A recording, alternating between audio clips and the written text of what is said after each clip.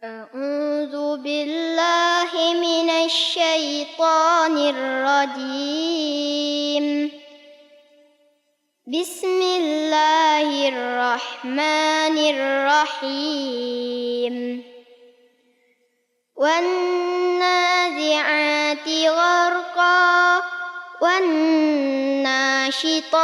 نشطا والسابحات سبحا فالسابقات سبقا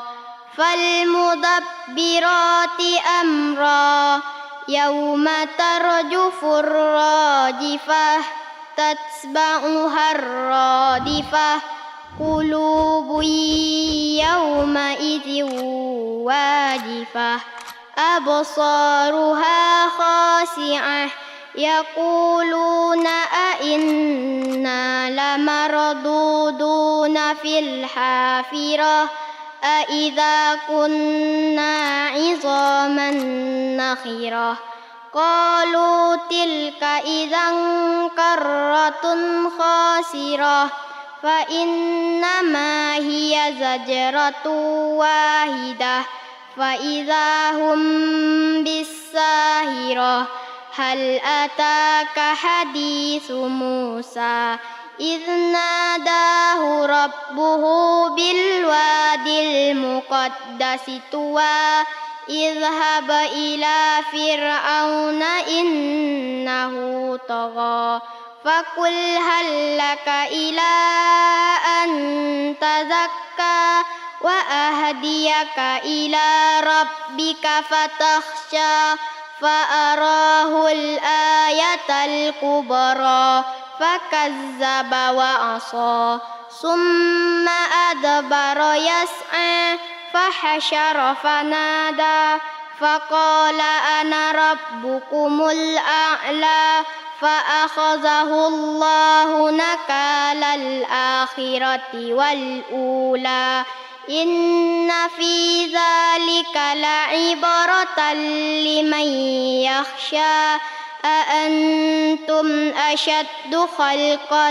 أم السماء بناها رفع سمكها فسواها وأغطش ليلها وأخرج ضحاها والأرض بعد ذلك دهاها أخرج منها ماءها ومرعاها والجبال أرساها متاعا لكم ولأنعامكم فإذا جاءت الطامة الكبرى يوم يتذكر الإنسان ما سعى وبرزت الجحيم لمن يرى فأما من طغى وآثر الحياة الدنيا فإن الجحيم هي المأوى وأما من خاف مقام ربه ونهى النفس عن الهوى فإن الجنة هي المأوى يسألونك عن الساعة أيان مرساها فيما أنت من ذكراها إلى ربك منتهاها إنما أنت منذر من يخشاها كأنهم يوم يرونها لم يلبثوا إلا عشية أو ضحاها صدق الله العظيم.